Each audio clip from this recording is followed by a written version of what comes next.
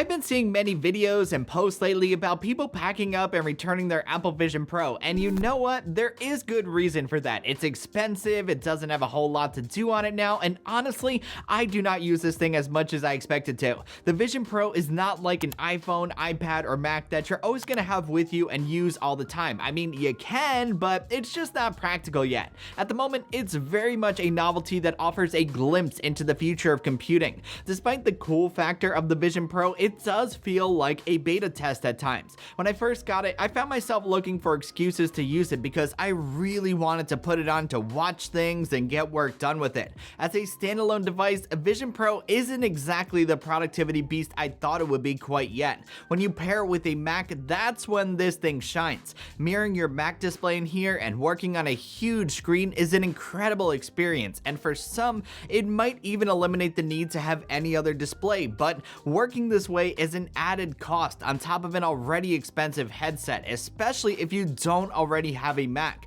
Combine needing another device with only being able to wear it for an hour or two at most, it made me internally debate keeping it. Still, I didn't return it because this thing gives me a level of excitement that nothing else has in a long time. The future of Vision Pro is what excites me the most. The only first-gen Apple product that I've ever had in my life was the first-gen Apple Watch, and it was so exciting to see it evolve over time. I felt like I was a part of it since the start. The same I feel is going to be true for Apple Vision Pro. Over the past month, it's gotten many new apps and experiences that have me starting to use it more and more, surprisingly for gaming too. You can pair a controller over Bluetooth directly with the headset. You guys know my primary display for gaming nowadays is a projector, so this is like right up my alley. It's like having a projector, but the projector is on your face. I know the Meta Quest is going to be brought up, and I've used the Quest 2 and Quest 3. They're both great headsets, they're significantly cheaper, but VR gaming is just not my cup of tea.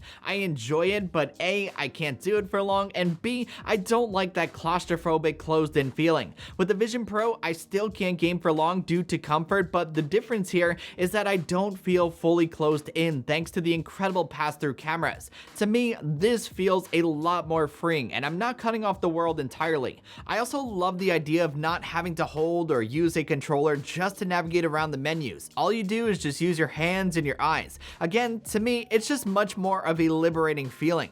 Because of that, there's inevitably going to come a time where I feel confident enough to travel around with this on my face, but I'm not quite there yet. All around, I am very excited about what the future holds for Apple Vision Pro, and that's the reason why I decided to keep it. As it is, it's an impressive piece of tech, and I cannot imagine what's going to happen with it in 3, 4, or even 5 years time.